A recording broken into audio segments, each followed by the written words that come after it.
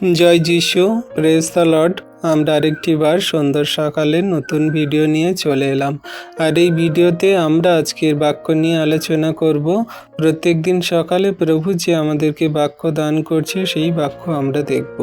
আর আমরা বিশ্বাস করি বিশ্বাসী সন্তানরা আপনারা প্রত্যেক দিন সকালে যে আমাদের ইউটিউব চ্যানেল থেকে ভিডিও বাক্য সকল দেখছেন, শুনছেন এবং প্রার্থনা সকল করছেন। ঈশ্বর প্রভু আপনাদের এবং আপনার পরিবারের সকল সদস্যকে ভরপুর আশীর্বাদ অনুগ্রহ করছে আমরা বিশ্বাস করি।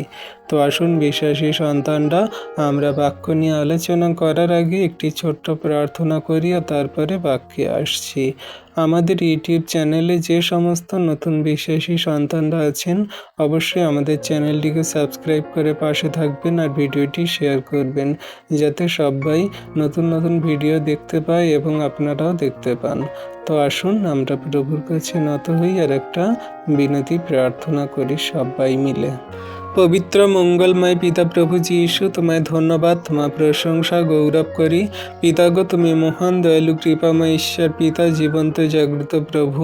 তোমার দয়া কৃপা করুণা অনুগ্রহ তোমার সন্তানদের প্রতি আছে। তোমার দয়া কৃপা করুণা ছাড়া কোনো কিছু সম্ভব নয় প্রভু। তুমি আশীর্বাদ করো, অনুগ্রহ দয়া কৃপা করুণা করো।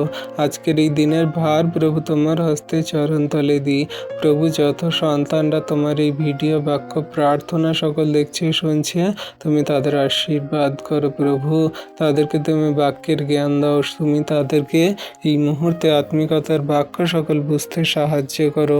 তোমার চরণ তলে আমরা সুন্দর দিনে সকালে নত নম্র হয়ে এসেছি প্রভু। তোমার অনুগ্রহ ছাড়া কোনো কিছু সম্ভব নয় প্রভু। আজকে তুমি আমার মুখ অষ্টাধর জীব দিয়ে কথা বলো পিতা। বাক্য সকল আমি নয়, কিন্তু তুমি আমার মুখ দিয়ে বলো। আর তোমার এই আত্মিকতার বাক্য আমি বলবো না, কিন্তু তুমি পবিত্র আত্মা দ্বারা বলাও, আর আমরা সবাই বুঝবো, জানবো, হৃদয়ে ধারণ করবো।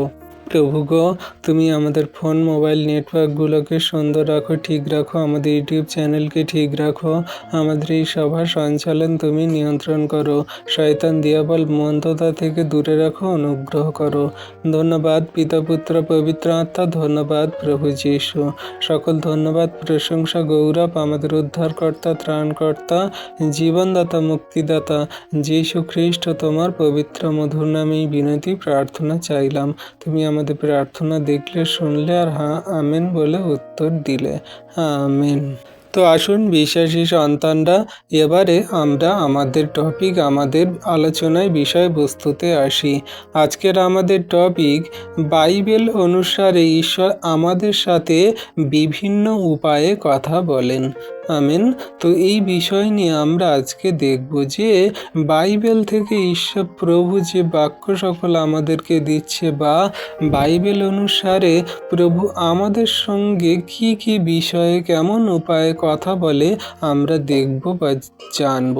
প্রভু আমাদের সঙ্গে অনেক রকমভাবে কথা বলে, কিন্তু আমরা বিশ্বাসী সন্তানরা বুঝতে পারি না সেই সমস্ত বিষয় সকল, আমরা জানতেও পারি না। তাই প্রভুর বাক্য সকল পড়ব আর জানার চেষ্টা করব যে প্রভু আমাদের কোন কোন উপায়ে কথা বলে, আর সেই উপায় সকল কি কি আমরা একটু দেখি, বুঝি। আমরা যদি 1 নম্বর বিষয় দেখি, 1 নম্বর উপায় দেখি, প্রভু আমাদের সঙ্গে শাস্ত্রের মাধ্যমে কথা বলেন। আমাদের 1 নম্বর বিষয়, শাস্ত্রের মাধ্যমে প্রভু কথা বলে। ঈশ্বরের লিখিত বাক্য, তার বার্তা ও ইচ্ছা বহন করে যারা চলে, তারা সম্পূর্ণরূপেই কিন্তু তার বাক্য সকল বুঝতে পারে, বা শাস্ত্রের মাধ্যমে তিনি যে আমাদের সঙ্গে কথা বলে সেটা আমরা বুঝতে পারি। কোন বাক্য বলছে? ইব্রিয় 4 অধ্যায়ের 12-13 পদে বলছে, কেননা ঈশ্বরের বাক্য জীবন্ত ও কার্য সাধক এবং সমস্ত দ্বিধার খড়গ অপেক্ষা তীক্ষ্ণ এবং প্রাণ ও আত্মা গ্রন্থি ও মজ্জা এবং এই সকলের বিভেদ পর্যন্ত মর্মভেদী এবং হৃদয়ের সূক্ষ্ম ও বিবেচনার সূক্ষ্ম বিচারক। আর তাহার সাক্ষাতে কোনো সৃষ্ট বস্তু অপ্রকাশিত নয়, কিন্তু তাহার চক্ষু গোচরে সকলি নগ্ন ও অনাবৃত রহিয়াছে, যাহার কাছে আমাদিগকে হিসাব দিতে হইবে। আমেন। তাহলে বিশ্বাসী সন্তানরা দেখো, প্রভু আমাদের বাক্য দ্বারা কিভাবে কথা বলছে, যে ঈশ্বরের বাক্য জীবন্ত কার্য সাধক। আমাদের প্রভুর বাক্য কিন্তু জীবন্ত কার্য কাজকারী। আমরা জীবনে যা কিছু কার্য করি না কেন, আমরা জীবনে যা কিছু সমস্ত কার্য করি না কেন, আমরা যদি বাক্যকে আমাদের জীবনে লাগাই তাহলে সেই বাক্য কাজ করবে। বাক্যকে কিভাবে কাজে লাগাবো? যখন আমি এই বাক্য পড়ছি যে বাক্য দ্বিধার খড়গ অপেক্ষা তীক্ষ্ণ, তাহলে আমি যখন সংকটে, সমস্যায়, বাধা বিপত্তি, মন্দতাতে পড়ছি, তখন এই প্রভুর বাক্যকে কাজে লাগাবো। প্রার্থনা করব, হাঁটু পাতবো, প্রভুর কাছে বলবো যে পিতা, তুমি তো বলেছো যে তোমার বাক্য দ্বিধার খড়গ। তাহলে আমার মধ্যে যে সমস্ত শয়তান দিয়াবলের কার্য, আমার ধারে কাছে পরিবারে যে সমস্ত শয়তান দিয়াবলের কার্য, আমার মণ্ডলী, আমাদের চার্চে, মিনিস্ট্রিতে যে সমস্ত শয়তান দিয়াবলের কার্য, তুমি সমস্তগুলোকে ভেঙে চুরে গুড়িয়ে দাও। আর তোমার সমস্ত দ্বিধার খড়গ দিয়ে, সেই তীক্ষ্ণ তলোয়ার দিয়ে সমস্ত শয়তান দিয়াবলকে কেটে ফালা ফালা করে দাও। তুমি মুহূর্তে নিঃশেষে ধৌত করো, শেষ করো। তোমার কাছে বিনতি প্রার্থনা করি। আর ঈশ্বর প্রভু সেই বাক্য দ্বারা, জীবন্ত বাক্য দ্বারাই কিন্তু কাজ করবে। জীবন্ত বাক্য মানে সেই বাক্য কোনোদিন নিষ্ফল হবে না। প্রভু যদি বলে যে আমি তোমার সেই ধার্মিকতা দক্ষিণ হস্ত দ্বারা ধরে আছি, তাহলে এই বাক্য জীবন্ত, কোনো দিন বাক্য নিষ্ফল হবে না। তিনি ধার্মিকতার হাত ধরেই আমাদেরকে জীবনের মাঝে নিয়ে যাবে। আমরা হাত ছেড়ে দিলেও প্রভু হাত ছাড়বে না। আমরা প্রভুর থেকে দূরে গেলেও প্রভু আমাদের থেকে দূরে যাবে না। তিনি আশীর্বাদে, অনুগ্রহে আমাদের জীবন সকল গড়ে দেবেন। তাই তার কার্য সকল সম্পূর্ণ হয় যদি আমরা তার উপরে প্রকৃত রূপে বিশ্বাস রাখি, তার বাক্যকে সঠিক রূপে কার্যকারী পালন করে চলি। তিনি বলছেন যে এবং প্রাণ আর আত্মা, গ্রন্থি ও মজ্জা সমস্তর বিভেদ পর্যন্ত আমার বাক্য কার্য করে, এবং হৃদয়ের বিবেচনার সূক্ষ্ম বিচার পর্যন্ত করে। তাই আমরা যদি বাক্যকে কাজে লাগাই, তাহলে আমাদের প্রাণ এবং আত্মা, গ্রন্থি ও মজ্জা সমস্তের কার্য করবে। আমাদের হৃদয়ের চিন্তা ভাবনা, মনের মর্মভেদী কথা সকল ঈশ্বর প্রভু প্রকাশ করবে, এবং আমাদের বিচার, বুদ্ধি, বিবেচনার কার্য সকল করবে। তাহলে আমাদের প্রভু কেমনভাবে কথা বলে, আমাদের প্রাণের বিষয়ে, আত্মার বিষয়ে, গ্রন্থি মজ্জার বিষয়ে, হৃদয়ের মর্মভেদী চিন্তার বিষয়ে, বিবেচনার বিষয়ে ঈশ্বর প্রভু কার্য করে আমাদের সঙ্গে কথা বলে। তাই আমরা ঈশ্বরের সাক্ষাতে যা কিছু কার্য করি, ঈশ্বর প্রভু দেখছে, শাস্ত্রের মাধ্যমে আমাদের সঙ্গে কথা বলছে। আর আমরা তার বাক্যকে সঠিক রূপে কার্যকারী পালন করলে আমরা সেই বাক্য সঠিক রূপে ফলবন্ত হব। তাই প্রভু বলছে যে সেই সৃষ্টি সমস্ত বস্তু ঈশ্বরের কাছে কোনো মতে অপ্রকাশিত নয়, কিন্তু সমস্তটাই ঈশ্বরের চক্ষু গোচরে আছে, সমস্তটাই তার অনাবৃত, নগ্ন। তিনি সমস্ত কিছুই দেখছে, জানছে, বুঝছে। আর আমরা জগতের মানুষরা, যারা খ্রিস্টতে বিশ্বাসীরা, আমরাই কিন্তু প্রভুর কাছে হিসাব দিতে হবে। আমাদের সেই তার বিচার আসনের সামনে দাঁড়াতে হবে। তাই সাবধান হয়ে যাই। ঈশ্বর প্রভু আমাদের সঙ্গে কিন্তু বিচার করছে, আমাদের সামনে কিন্তু তিনি দেখছে, আমাদের সামনে সঙ্গে কিন্তু তিনি কথা বলছে। আমরা তার রব, তার কথা সকল শুনতে পাই না, কারণ আমরা আত্মিকতায় চলি না বলে শুনতে পাই না। কিন্তু যারা তার ধার্মিকতায়, পবিত্রতায়, যারা তার আত্মিকতায় চলে, তারা তার বাক্য সকল শোনে, বোঝে। তিনি যে শাস্ত্র দ্বারা কথা বলে, সেগুলো তারা হৃদয়ের মধ্যে কার্যকারী পালন করে চলে। তাই বলছে, ঈশ্বরের কাছে কোনো কিছুই তার কাছে আধুরা নয়। তার কর্ণগোচরে, চক্ষুগোচরে সমস্তটাই আছে। তিনি দেখছেন, তিনি সেই নগ্ন ও অনাবৃত বিষয় সকল দেখছে। তার কাছে সমস্ত সমস্ত কিছুই খোলা পাতার মতন আছে।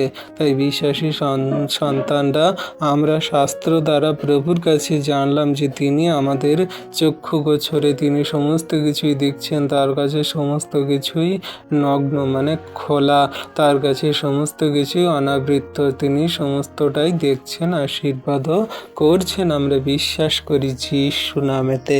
তো বিশ্বাসী সন্তানরা বাক্য দ্বারা এমন করে আমাদেরকে জানাচ্ছে। আরেকটি বাক্য যদি আমরা দেখি তাহলে শাস্ত্রের মাধ্যমে প্রভু কিভাবে আমাদের সঙ্গে কথা বলে আমরা জানতে পেরে যাব। বাক্য কি বলছে একটু দেখি। 2 তিমথিও 3:16-17 পদে বলছে, ঈশ্বর নিঃসৃত প্রত্যেক শাস্ত্রলিপি আবার শিক্ষার অনুযোগের সংশোধনের ধার্মিকতার সম্বন্ধীয় শাসনের নিমিত্ত উপকারী, যেন ঈশ্বরের লোক পরিপক্ষ সমস্ত সৎকর্মের জন্য সুসজ্জিত হয়। আমিন।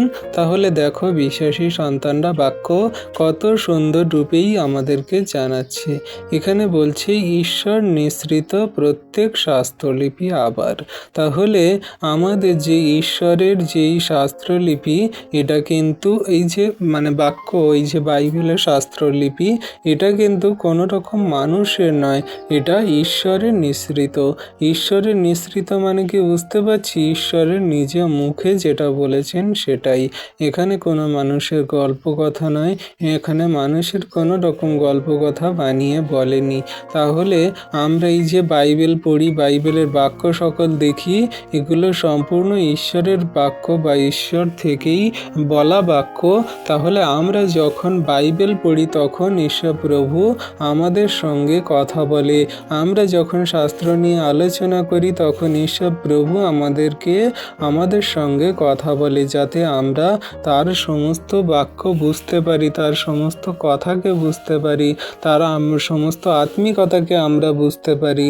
তাই ঈশ্বর প্রভু বলছে যে সমস্ত শাস্ত্রলিপি আবার শিক্ষার অনুযোগের সংশোধনের শাসনের ধার্মিকতার, তো এগুলো আমাদের জীবনের জন্য কার্যকারী এবং আমাদের জন্য খুবই গুরুত্বপূর্ণ। শিক্ষার আমাদের যেই শাস্ত্রলিপি শিক্ষা দিচ্ছে, যাতে আমরা এই শিক্ষা অনুযায়ী জীবনযাপন কার্যকারী পালন করে চলতে পারি।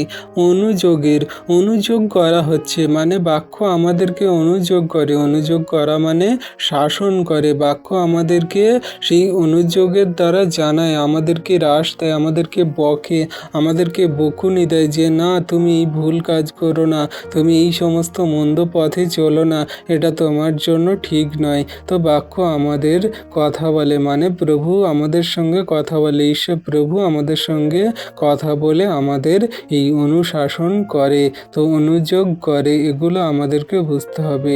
আমাদের সঙ্গে প্রভু কথা বলে কি করেন? আমাদেরকে সংশোধন করে। কিভাবে সংশোধন করে? মন্দতায় চলা, পাপ, ব্যভিচার করা, নানান রকমের হিংসা, ক্রোধ, ব্যভিচারে জীবনযাপন করা, সেই মন্দ বিষয় থেকে ঈশ্বর প্রভু আমাদের সংশোধন করে।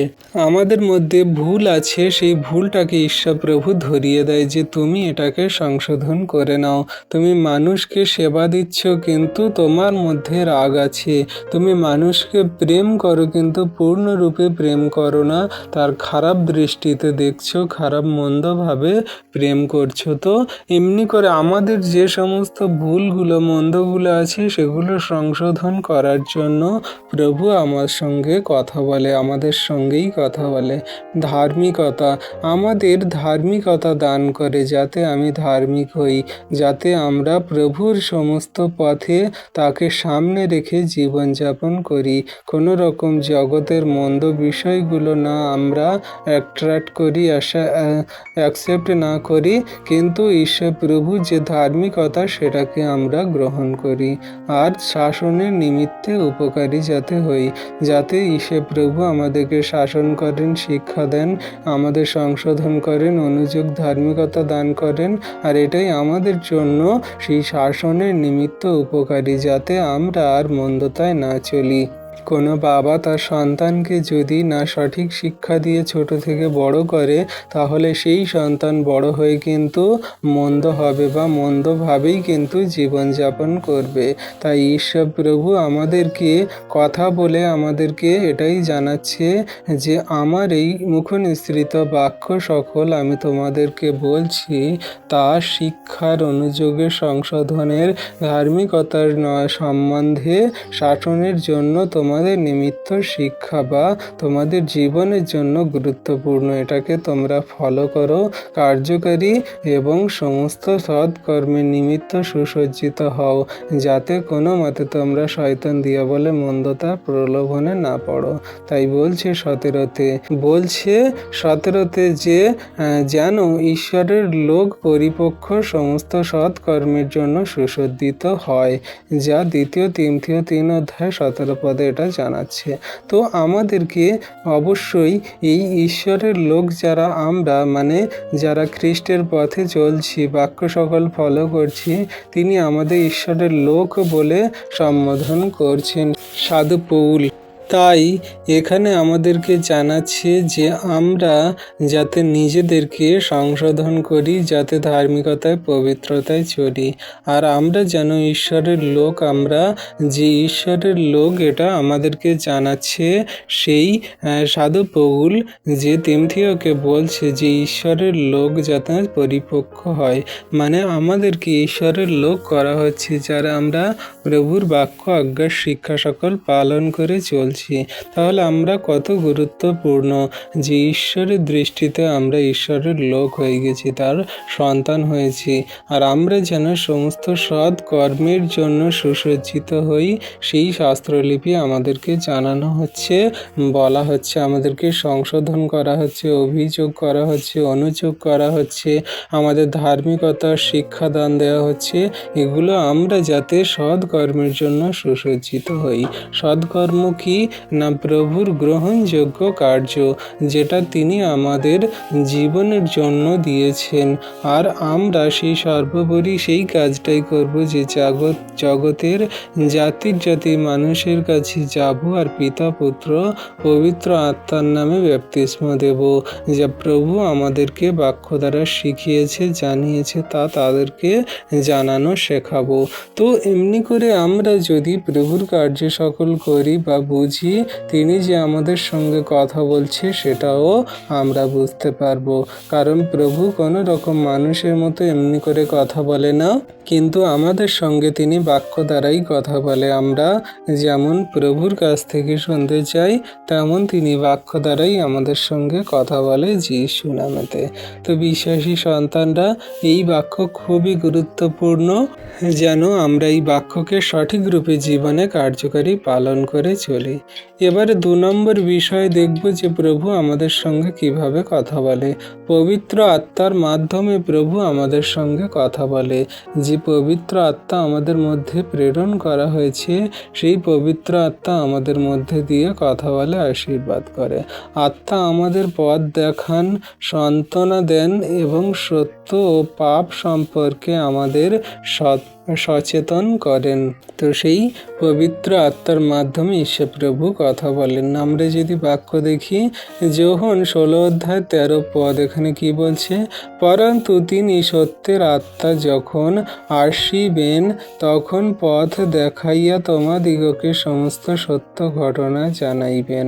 কারণ তিনি আপনা হইতে কিছু বলিবেন না, কিন্তু যাহা যাহা শোনেন তাহাই বলিবেন এবং আগামী ঘটনাও আমাদিগকে জানাইবেন। আমেন। তাহলে বিশ্বাসী সন্তানরা দেখো, এখানে কিন্তু পবিত্র আত্মা দ্বারা প্রভু আমাদের সঙ্গে এইভাবেই কথা বলেন যে সেই সত্যের আত্মা যখন আমাদের কাছে আসবেন, যাতে আমরা স্বর্গের নিগূঢ় তত্ত্ব জানতে পারি, বিশ্ব ব্রহ্মাণ্ডের সমস্ত রহস্যকে জানতে পারি, আমরা মানুষ রূপে কেন জন্ম নিয়েছি, কি কারণে ঈশ্বর প্রভু আমাদেরকে সৃষ্টি করেছেন, সেটাও আমরা জানতে পারবো। তাই বলছে যে সত্যের আত্মা যখন আসবে, সত্যের আত্মার মাধ্যমে কিন্তু আমরা সমস্তটাই জানতে পারবো, বুঝতে পারবো। আমাকে কি কার্যভার দেওয়া হয়েছে প্রভুতে, আমি বিশ্বাস কেমন রেখে চলছি, আমার অনন্ত জীবনে স্থান হবে না অনন্ত নরকে স্থান হবে, সমস্ত প্রশ্নের উত্তর, সমস্ত কথা কিন্তু আপনি এই বাক্যতে পাবেন সেই পবিত্র আত্মার মাধ্যমে। যদি পবিত্র আত্মা আপনার মধ্যে আসে বা অবতরণ করে, যখন আসবেন তখন পথ দেখাইয়া তোমাদিগকে সমস্ত সত্য ঘটনা জানাইবেন। তাহলে দেখো, যখন সেই পবিত্র আত্মা আসবে তখন পথ দেখাবে। কোন দিকের পথ দেখাবে? না জীবনের পথ দেখাবে, স্বর্গরাজ্যের পথ দেখাবে। যে পথের কথা খ্রিস্ট যিশু বলেছেন যে আমি পথ সত্য জীবন, আমার মধ্যে দিয়ে না গেলে কেউই পিতার কাছে আসবে না। তো এমনি করে সেই যীশু খ্রিস্ট পথ সকল দেখাচ্ছেন। তো এখানে বলছেন যে পথ দেখাইয়া তোমাদিগকে সমস্ত সত্য লইয়া যাইবেন। তাহলে তিনি আমাদেরকে পথ দেখিয়ে এবং সমস্ত সত্যের পথে তিনি আমাদেরকে নিয়ে যাবেন। কোনো রকম মিথ্যে মন্দতা, কোনো রকম বাজে নয়, কোনো রকম শয়তান দিয়াবলের পথে নয়, কিন্তু সমস্ত সত্যের পথে লইয়া যাবেন। কারণ তিনি আপন হইতে কিছু বলিবেন না, কিন্তু যাহা যাহা শুনেন তাহাই বলিবেন এবং আগামী ঘটনাও তোমাদিগকে জানাইবেন। তাহলে বিশ্বাসী সন্তানরা, এখানে আমরা দেখতে পাচ্ছি যে তিনি যা কিছু দেখছেন, শুনছেন, যা কিছু সেই পিতা ঈশ্বর কর্তৃক জানছেন, সেগুলো সমস্ত কিছুই আমাদেরকে জানাবেন, আগামী বিষয় সকল জানাবেন। আমরা জগতের মাঝে যা কিছু শুনি, যা কিছু দেখি, সমস্ত কিছু আমাদের দৃষ্টি দিয়ে দেখি, শুনি, কিন্তু আমরা যদি ঈশ্বর প্রভুর বাক্য দ্বারা, আত্মিকতা দ্বারা দেখি, শুনি, তাহলে অবশ্যই আমরা বুঝতে পারবো আগামী ঘটনার কথা, আগামী দিনের কথা। হয়তো আমরা অনেক সময় প্রভুর ইঙ্গিত, আকার, বিষয় সকল বুঝতে পারি না, কিন্তু তিনি আমাদের সঙ্গে এই পবিত্র আত্মার মাধ্যমে কথা বলে। আমরা যখন পবিত্র আত্মায় পরিপূর্ণ হব, তখন তিনি আমাদের মনে, হৃদয়ে, মাইন্ডে, কনসাসে সমস্ত কিছু বিচার, বুদ্ধি, বিবেচনা, চিন্তাধারা দান করবেন। আর তিনি আমাদেরকে জানাবেন পবিত্র আত্মা দ্বারা যে আমি ঈশ্বর প্রভু তোমাদের জন্য কি কি করতে চাই, বা তোমাদের জীবনে কি কি প্রয়োজনীয় দরকার আছে, সমস্তটাই আমি দেব। তোমরা আমার উপরে বিশ্বাস রাখো, আমার আজ্ঞা শিক্ষা সকল পালন করো।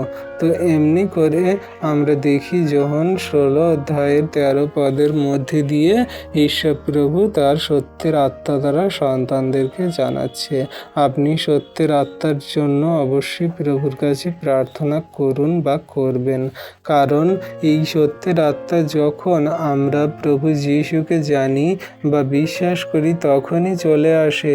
এটা তো সত্য, কিন্তু সেই যে সত্যের আত্মা আমরা কিভাবে কাজে লাগাবো, কেমনভাবে ব্যবহার করব, সেটাই এখন আমরা জানি না। তো সত্যের আত্মা আমাদের সঙ্গে, আমাদের হৃদয়ে কার্য করে সূক্ষ্মভাবে, পবিত্রতায়, ধার্মিকতায় চললে এবং ন্যায্য পথে চললে। আর এগুলো আমাদের জীবনে করতে হবে। যদি আমরা করি তাহলে পবিত্র আত্মার মধ্যে দিয়ে, সত্যের আত্মার মধ্যে দিয়ে ঈশ্বরের সঙ্গে কথা বলতে পারবো, আর ঈশ্বর প্রভু যা বলছে আমরা শুনতে পারবো যিশু নামেতে। সমস্ত আগামী বিষয়, ঘটনার কথা আমাদের প্রভু জানাচ্ছেন, সেগুলো সমস্তটাই জানতে পারবো, বুঝতে পারবো। এবারে আমরা দেখব কিভাবে পবিত্র আত্মা আমাদের মাধ্যমে কথা বলে। পবিত্র আত্মা কিভাবে আমাদের সঙ্গে কথা বলে আরেকটি পদ যদি দেখি, প্রেরিত 8 অধ্যায়ের 29-30 পদ যদি আমরা দেখি, এখানে বলছে, তখন আত্মা ফিলিপকে কহিলেন, নিকটে যাও, ওই রথের সঙ্গ ধরো। তাহাতে ফিলিপ দৌড়িয়া নিকটে গিয়া শুনিলেন তিনি যেসাইয় ভাববাদীর গ্রন্থ পাঠ করিতেছেন। ফিলিপ কহিলেন, আপনি যাহা পাঠ করিতেছেন তাহাকে বুঝিতে পারিতেছেন? আমেন। তো বিশ্বাসী সন্তানরা এইখানে একটা বিষয় জানাচ্ছে যে ফিলিপ তিনি সেই আত্মাতে পরিপূর্ণ হলেন, আর একজন রথে করে যাচ্ছিলেন, একজনের দাস, সে একজন প্রভুকে জানা বিশ্বাসী সন্তান ছিলেন, আর সে যেসাইয়া পুস্তক পাঠ করছিল সেই রথে চড়ে যেতে যেতে, কিন্তু সে সেই বাক্যের বিষয় জানতো না বা বুঝতেই পারছিল না, কিন্তু পিতা ঈশ্বর প্রভু তাকে নির্দেশ দিল, আর সে পবিত্র আত্মার মধ্যে দিয়ে সে বুঝতে পারলো যে প্রভু তাকে বলছে সেই যেসাইয়া পুস্তক যে পড়ছে তার কাছে যেতে, আর তিনি গিয়েছিলেন যীশু নামেতে। তাহলে পবিত্র আত্মা আমাদের সঙ্গে কত সুন্দর রূপেই কথা বলে, যে সেই রথে করে যাচ্ছিল একজন সেই বিশ্বাসী সন্তান, সে প্রভুকে ভয় করত, মানত, গ্রহণ করত, কিন্তু ফিলিপ তাকে জানতো না, কিন্তু প্রভু সেই পবিত্র আত্মা দ্বারা ফিলিপকে বললেন, আর সে সেই রথকে ধরলো আর তার সঙ্গে রথে উঠলো, আর তাকেই জিজ্ঞাসা করলো যে তুমি যা পাঠ করছো তুমি সেটা কি বুঝতে পারছো? আর সেই ব্যক্তি তাকে বলেছিল, মানে ফিলিপকে বলেছিল যে এমন কেউ নেই যে আমাকে বাক্য সকল জানিয়ে দেয় বা তার মানে বুঝিয়ে দেয়। তো ফিলিপ তাকে সেই বাক্যের বিষয়ে বলেছিল বা প্রভু যিশুর বিষয়ে বলেছিল। তো সে তখন ব্যাপতিস্ম নিয়েছিল, আর সেইখান থেকে ফিলিপ চলে গিয়েছিল। তো এমনি করে আমরা দেখতে পাই বা বুঝতে পারি যে পবিত্র আত্মা আমাদের মধ্যে দিয়ে কথা বলে, কিভাবে আমাদের কার্য করতে হবে, কোথায় যেতে হবে, কেমনভাবে জীবনযাপন করতে হবে, সমস্ত কিছুই কিন্তু পবিত্র আত্মা আমাদের সঙ্গে কথা বলে। যদি আমরা পবিত্র আত্মার নির্দেশে জীবনযাপন করি বা পবিত্র তার কার্য সকল যদি আমরা করি, তো আমরা যদি প্রভুর বাক্য আজ্ঞা শিক্ষা পালন করি, অবশ্যই পবিত্র আত্মা আমাদের মধ্যে কার্য সকল করবে, জানাবে, বোঝাবে। কিন্তু সংসার জগতের মায়া, সংসার জগতের সমস্ত চাহিদা প্রয়োজনগুলো আমাদেরকে এমনভাবে সেই জাকড়ে ধরে থাকে যে আমরা বুঝতে পারি না আমাদের প্রভু পবিত্র আত্মা দ্বারা কি বলছে, আমাদের প্রভু তিনি আমাদের বিচার বিবেচনা দ্বারা কি বলছে, প্রভু আমাদের কি সমস্ত কিছুই জানাচ্ছে, আমরা কিছুই বুঝতে পারবো না। বাক্য দ্বারা হোক, আত্মিকতা হোক, পবিত্র আত্মা দ্বারা হোক, কিছুই আমরা বুঝতে পারবো না। তো এই বাক্য সকল আমাদের জন্য, আমাদের জীবনের জন্য, আমাদের হিতের জন্য, যাতে আমরা প্রভুর বাক্য সকল বুঝতে পারি, হৃদয়ে ধারণ করে কার্যকারী পালনকারী হতে পারি। এবারে আমরা 3 নম্বর বিষয় দেখব। প্রার্থনার মাধ্যমে প্রভু আমাদের সঙ্গে কথা বলেন। যে প্রার্থনা আমরা করি তখন প্রভু সেই প্রার্থনার মধ্যে দিয়ে আমাদের সঙ্গেও কথা বলে। আমরা যখন প্রার্থনা করি তখন প্রভুর সঙ্গে আমরা কথা বলি, এটা তো ঠিক, কিন্তু প্রভু এই প্রার্থনার মাধ্যমে আমাদের সঙ্গে কথা বলেন। কিভাবে? আমরা ঈশ্বর প্রভুর কাছে যে প্রার্থনা উত্তর পাই, সেই প্রার্থনার উত্তর কিন্তু মূলত তার সেই কথা তিনি আমাদেরকে জানাচ্ছে যে হ্যাঁ, আমি তোমার যে প্রার্থনার উত্তর দিচ্ছি, মানে এটাই তোমার সেই চাহিদাকে আমি অ্যাকসেপ্ট করছি, আর তোমাকেই আমি ভালোবাসি বা তোমার জীবনের জন্য আমি সমস্ত গুরুত্বপূর্ণই দেব। তাই ঈশ্বর প্রার্থনার উত্তর দেন এবং প্রার্থনার মুহূর্তগুলোতে আমাদের সঙ্গেই কথা বলেন, যা তিনি বলছেন জিরমীয় 29 অধ্যায় 13 পদে। কি বলছে? আর তোমরা আমার অন্বেষণ করিয়া আমাকে পাইবে, কারণ তোমরা সর্বান্তঃকরণে আমার অন্বেষণ করিবে। আমিন। তাহলে বিশ্বাসী সন্তানরা সেই বাবিলে থাকাকালীন ইসরায়েল সন্তানদের কথা বলছে জিরমীয় ভাববাদী দ্বারা, যে তোমরা যদি ঈশ্বর প্রভুকে সর্বান্তঃকরণে খোঁজো, ডাকো, বিশ্বাস করো, তাহলে এই প্রার্থনা তোমরা প্রভুর চরণতলে রাখো, তিনি এই প্রার্থনা দ্বারা তোমরা উত্তর পাবে। আমরা জানি উপবাস প্রার্থনা দ্বারা প্রভু আমাদের সঙ্গে কথা বলে, উত্তর দেয়।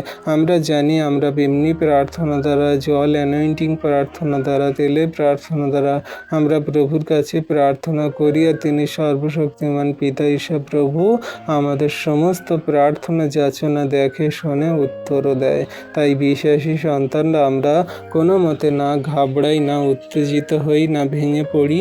ঈশ্বর প্রভু আমাদের সঙ্গে আছেন, তিনি আমাদের প্রার্থনা উত্তর দেবেন, আর প্রার্থনার মাধ্যমে তিনি আমাদের সঙ্গে সঙ্গে কথা বলবেন। যত সন্তানরা দুঃখে, কষ্টে, ব্যথা, বেদনার সমস্যায়, খারাপ কঠিন পরিস্থিতিতে পড়ে আছেন, আপনারা প্রভুর কাছে প্রার্থনা করুন, প্রভু উত্তর দেবেন, প্রভু আপনার সঙ্গে কথা বলবেন। আপনি যদি প্রার্থনার উত্তর না পান, ভেঙে পড়বেন না, ধৈর্য রাখুন, প্রভুর প্রতি বিশ্বাস রাখুন, নত নম্র হয়ে প্রভুর কাছে যাচনায় থাকুন, প্রার্থনায় থাকুন। তিনি আমাদের সমস্ত প্রার্থনায় উত্তর দেবেন, কারণ তিনি বলে দিয়েছেন যে সর্বান্তকরণে তোমরা যখন আমার অন্বেষণ করবে পাবে। তাহলে সর্বান্তকরণ মানে কি? আমাদের সমস্ত মনের অন্তকরণের চিন্তা ভাবনা বিচার বুদ্ধি সমস্ত আমাদের বিশ্বাসের শেষ মুহূর্ত পর্যন্ত দিয়ে যখন আমরা প্রভুকে ডাকবো, বিশ্বাস করব, প্রার্থনা করব, তার চরণতলে আসব, তিনি আমাদের সমস্ত প্রার্থনা যাচনা দেখবেন, শুনবেন, উত্তরও দেবেন, আমরা বিশ্বাস করি। তাই বিশ্বাসী সন্তানরা প্রভুর কাছে প্রার্থনার মাধ্যমে যদি কথা শুনতে হয়, তাহলে প্রার্থনাতে নিরাশ হবেন না, দুর্বল হবেন না, বিশ্বাস হারাবেন না, প্রভুকে অভিযোগ করবেন না, কোনো রকম মন্দ বিষয়ের জন্য প্রার্থনা করবেন না। ঈশ্বর প্রভুর যেটা হিত সংকল্প বা হিতের জন্য, যেটা সত্য ন্যায্য সত্য পবিত্রের জন্য, সেই জন্যই ঈশ্বরের কাছে সর্বান্তকরণে আসুন, প্রার্থনা করুন। তিনি আপনার প্রার্থনা শুনবেন, উত্তরও দেবেন, আমরা বিশ্বাস করি। তাই বিশ্বাসী সন্তানরা এই বাক্য সকল আমাদেরকে জানাচ্ছে এমনভাবে, যদি আমরা সর্বান্তকরণে প্রভুর কাছে বিশ্বাসপূর্বক প্রার্থনায় ডাকি, তিনি শুনবেন, উত্তরও দেবেন। তো এমনি করে প্রভু প্রার্থনা দ্বারা আমাদের সঙ্গে কথা বলেন। আরেকটি বাক্যতে তিনি বলছেন, মথি 7 অধ্যায় 7-8 পদে বলছে, যাচনা করো তোমাদিগকে দেওয়া যাইবে, অন্বেষণ করো পাইবে, দ্বারে আঘাত করো তোমাদের জন্য খুলিয়া দেওয়া যাইবে। কেননা যে কেহ যাচনা করে সে গ্রহণ করে, এবং যে অন্বেষণ করে সে পায়, আর যে আঘাত করে তাহার জন্য খুলিয়া দেওয়া যাইবে। আমেন। তাহলে বিশ্বাসী সন্তানরা এই বাক্য দুটো আমাদেরকে এটাই জানাচ্ছে যে প্রার্থনাতে আমরা যদি সৎ কাজের জন্য যাচনা করি, সৎ বিবেচনায় যাচনা করি, সৎ উদ্দেশ্যে যাচনা করি, তাহলে ঈশ্বর প্রভু আমাদের জন্য দেবেন। আর যদি আমরা সঠিক রূপে অন্বেষণ করি, সঠিক জীবনের জন্য অন্বেষণ করি, সত্যের জন্য যদি অন্বেষণ করি, তাহলে আমরা ঈশ্বর প্রভুকে পাব। আমরা কোনো রকম টাকা পয়সা ধন সম্পদ কোনো রকম সেই মন্দ বিষয়ের জন্য যদি অন্বেষণ করি, কিন্তু পাব না। কিন্তু সৎ পবিত্রতার জন্য এবং স্বর্গরাজ্য খোঁজার জন্য যদি অন্বেষণ করি, তাহলে অবশ্যই পাবো, আর তিনি আমাদের জন্য সমস্ত কিছুই খুলে দেবেন। এখানে বলছে দ্বারে আঘাত করো। দ্বারে আঘাত করা মানে কি? আমাদের সেই হৃদয় মন্দিরে যে প্রভু আছেন, সেই দ্বারে আঘাত করতে বলছে, যাতে ঈশ্বর প্রভু আমাদের জন্য সমস্ত আশীর্বাদ খুলে দেন, সমস্ত চাহিদা প্রয়োজন খুলে দেন, সমস্ত রোগের আত্মা মন্দতার আত্মা সকল খুলে দেন। আমাদের যে জীবনে খারাপ কঠিন পরিস্থিতিতে আছি, সেগুলো যাতে ঈশ্বর প্রভু খুলে দেন। তো আমাদের জীবনে যা কিছু পার্ট অফ লাইফ আছে, সমস্ত কিছু এই দ্বারে আঘাত করাতে ঈশ্বর প্রভু খুলে দেবে। দ্বারে আঘাত করা মানে কোনো রকমভাবে এখানে রাগ মেজাজ বা কোনো রকম হিংসাত্মক কথা বলছে না, কিন্তু সম্পূর্ণ নম্রভাবে প্রভুর চরণতলে যদি আমরা আসি আর বিনয়পূর্বক তার কাছে সেই হৃদয় থেকে আমরা প্রভুর কাছে প্রার্থনা করি, তাহলে তিনি আমাদের জন্য সমস্ত বন্ধনগুলো খুলে দেবেন, বন্ধ দরজাগুলো খুলে দেবে, সমস্ত সমস্যাগুলো খুলে দেবে, জীবনের সমস্ত মন্দ বিষয়গুলো খুলে দেবে। তাই এখানে বলছে দ্বারে আঘাত করো, তোমাদের জন্য খুলিয়া দেওয়া যাইবে। আমেন। এখানে বলছে কেননা যে কেহ যাচনা করে সে গ্রহণ করে। তাহলে যে কেহ মানে এখানে জগতের জাতির মানুষের কথা বলা হচ্ছে। সেই সে যে কোনো ধর্মের জাতি ভেদের নির্বিশেষের মানুষ হোক, সে আবাল বৃদ্ধা বনিতা নারী পুরুষ পাপী জঘন্য খুনকারী ব্যভিচার পাপকারী ধর্ষণকারী যে কোনো মানুষ হোক না কেন, সে যদি সত্য হৃদয়ে প্রভুর কাছে নত নম্র হয়ে আসে, অনুতাপ করে, পাপের ক্ষমা চায়, প্রভু আমি জঘন্য নগণ্য পাপী, আমি পাপ করেছি, আমি নরহত্যা করেছি, আমি ব্যভিচার করেছি, আমি ধর্ষণ করেছি, আমি অনেক রকমের বাজে মন্দ কাজে লিপ্ত ছিলাম, কিন্তু এখন আমি মন পরিবর্তন করেছি তোমার সুসমাচারে, তোমার প্রতি বিশ্বাস করে তোমার চরণতলে এসেছি, তুমি আমাকে ক্ষমা করো, তুমি আমাকে তোমার সেই অনুগ্রহ দান করো, তুমি ছাড়া কে অনুগ্রহ দান করবে, আমি জঘন্য নগণ্য পাপী, তুমি ছাড়া আমার জীবনে কেউ নেই। এমন করে চোখের জলে বুকে করাঘাত করে করে সে যদি প্রার্থনা করে, বুকে হাত পিটে যদি সে প্রভুর কাছে প্রার্থনা করে নত নম্র হয়ে চোখের জলে, তাহলে ঈশ্বর প্রভু বলছে যে কেহ যাচনা করে সে গ্রহণ করে। তাহলে যে কেউ এমনি করে চোখের জলে নত নম্র হয়ে প্রার্থনা করবে, চাইবে, ঈশ্বর প্রভু তার অবশ্যই প্রার্থনার উত্তর দেবে, ঈশ্বর প্রভু তাকে গ্রহণ করবেন, তাকে আশীর্বাদ করবেন। তো এমনি করে আমাদের অবশ্যই প্রভুর কাছে বলতে হবে, যাচনা করতে হবে, তারপরে গিয়ে ঈশ্বর প্রভু প্রার্থনার মাধ্যমে আমাদের সঙ্গে কথা বলবেন, উত্তর সকল দান করবেন। আর কি বলছে দ্বিতীয় লাইনে, এবং যে অন্বেষণ করে সে পায়। তাহলে আমাদের খুঁজতে হবে, এখানেও যের কথা বলা হচ্ছে, যে মানে যে কোনো মানুষ, জগতের যে কোনো মানুষ, সে যদি সত্য ঈশ্বরকে খোঁজার জন্য অন্বেষণ করে, তার চরণতলে আসে, তাহলে সে অবশ্যই পাবে প্রভু যিশুকে। প্রভু বলছেন যে আমি জগতের জাতির জাতির মানুষের ত্রাণ স্বরূপ হয়ে এসেছি, যে কেউ আমাকে বিশ্বাস করবে সে বিনষ্ট হবে না, কিন্তু অনন্ত জীবন পাবে। তো যে কোনো মানুষ, যে কেউ ব্যক্তি অন্বেষণ করে প্রভু যিশুকে, সদাপ্রভু ঈশ্বরকে, সে তাকে পায়, সে তাকে তার হৃদয়ে স্থান দেয়, বা সে স্বর্গরাজ্যে যাওয়ার প্রস্তুতি অধিকার সকল নেয়। আর বলছে যে আঘাত করে তাহার জন্য খুলিয়া দেওয়া যাইবে। আঘাত করা মানে জীবনের সংকটে, মন্দতায়, খারাপ কঠিন পরিস্থিতিতে ঈশ্বরের কাছে জোরপূর্বক বলা, বা খুব পাওয়ারের সঙ্গে প্রভুর কাছে আসা। যখন আমরা আমাদের জীবনে সেই আঘাত সকল পাই, বা আমরা জীবনে যখন খারাপ কঠিন পরিস্থিতিতে পড়ি, তখন ঈশ্বর প্রভুর কাছে প্রার্থনা করি, চাই, বলি, আর তিনি আমাদের সমস্ত কিছুই দান করবেন, সমস্ত কিছুই পূরণ করবেন, যদি আমরা তার উপরে বিশ্বাস রাখি।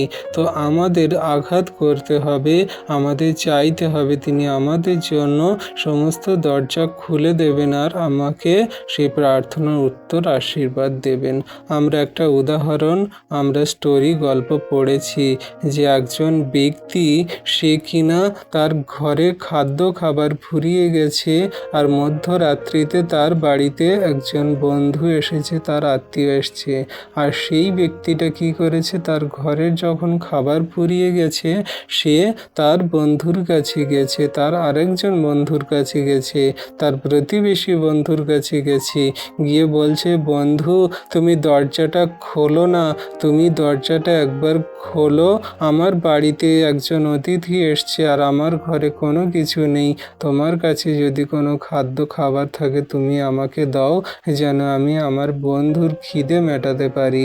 সে ডাকছে, সাড়া দিচ্ছে না, সে আরও বিনয়ীর সুরে ডাকছে, বন্ধু গো তুমি দরজাটা খোলো না, সেই বন্ধুটা কষ্ট পাচ্ছে, এত রাতে তোমার কাছে এসেছি, আমি কি ফিরে যাব?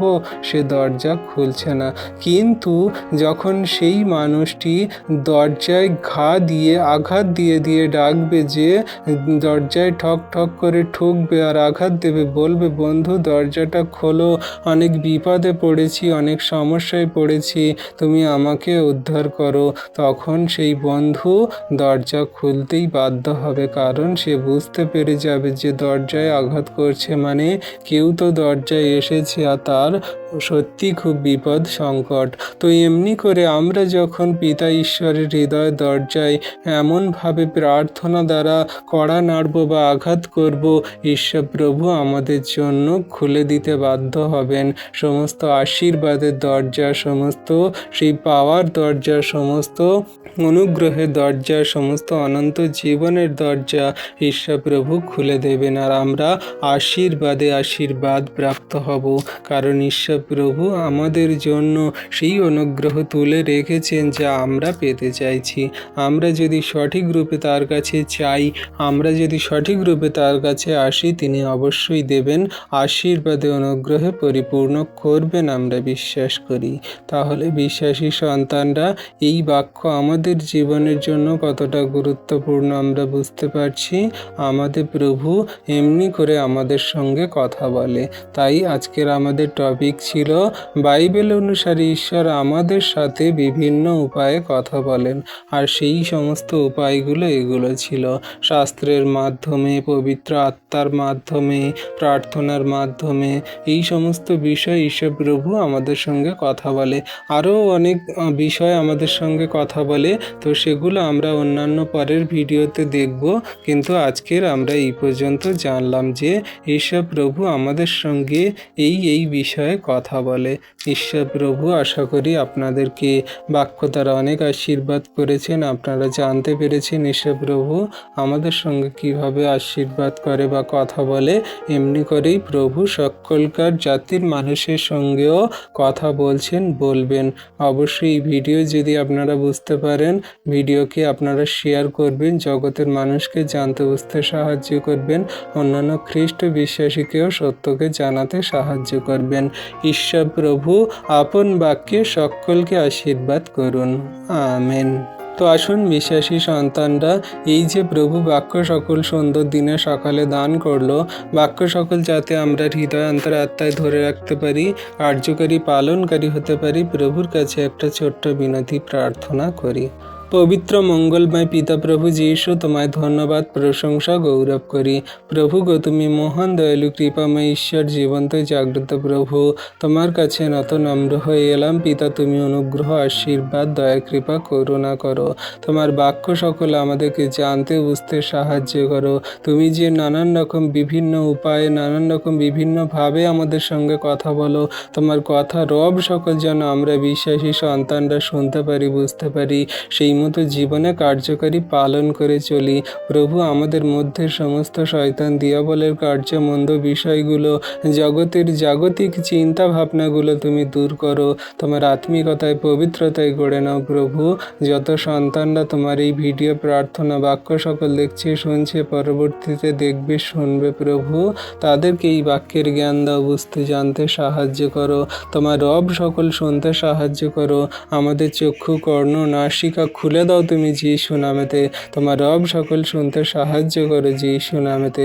তোমার সন্তানদের নাম জানি না, বাড়ি কোথায় জানি না প্রভু, তুমি ভরপুর আশীর্বাদ যুক্ত করো। ও প্রভু গো, তুমি দয়ালু কৃপাময় পিতা, তুমি আমাদের সঙ্গে যে বাক্য দ্বারা কথা বলো, প্রার্থনা দ্বারা কথা বলো, তুমি যে আমাদের সঙ্গে সমস্ত স্বপ্ন দ্বারা কথা বলো, আরও অন্যান্য বিষয় দ্বারা তুমি আমাদের সঙ্গে কথা বলো, তোমার কথা সকল যেন আমরা বুঝতে পারি, হৃদয় ধারণ করে কার্যকারী পালন করে চলতে পারি। জগতের মানুষের কথা আমরা বুঝতে পারি না, কিন্তু পবিত্র আত্মাতে যদি আমরা চলি, তোমার বাক্য সকল ধ্যান করি, এমনি করে আলোচনা করি, সমস্ত বাক্য সকল শুনি, প্রার্থনা করি, অবশ্যই আমরা উত্তর পাব। তুমি আমাদের সঙ্গে কথা দ্বারা উত্তর দেবেন, দয়া, কৃপা, করুণা করবেন। হ্যাঁ প্রভু, তোমার এই অনুগ্রহ আমাদের জীবনের জন্য যথেষ্ট। তোমার যত সন্তান এই ভিডিও প্রার্থনা দেখলো এবং শেয়ার করলো, লাইক, কমেন্ট করলো, তুমি আশীর্বাদ অনুগ্রহ করলে পিতা। বিশ্বাস করি যে সমস্ত সন্তানরা সাবস্ক্রাইব করলো চ্যানেলটিকে, তুমি তাদের আশীর্বাদ করলে পিতা। বিশ্বাস করি। ধন্যবাদ পিতা, পুত্র, পবিত্র আত্মা। ধন্যবাদ প্রভু যীশু। সকল ধন্যবাদ, প্রশংসা, গৌরব আমাদের উদ্ধারকর্তা, ত্রাণকর্তা, জীবনদাতা, মুক্তিদাতা যীশু খ্রিস্ট, তোমার পবিত্র মধুর নামে বিনতি প্রার্থনা চাইলাম প্রভু। তুমি আমাদের প্রার্থনা দেখলে, শুনলে, আর হ্যাঁ আমেন বলে উত্তর সকল দিলে। আমেন।